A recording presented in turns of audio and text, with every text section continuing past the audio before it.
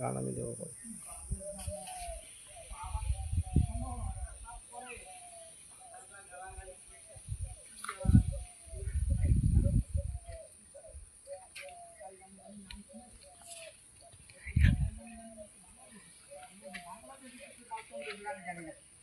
বলছে যে শাড়িগুলোর মধ্যে সেই পুঁতি লাগানো আছে, ভালো আছে শাড়ি।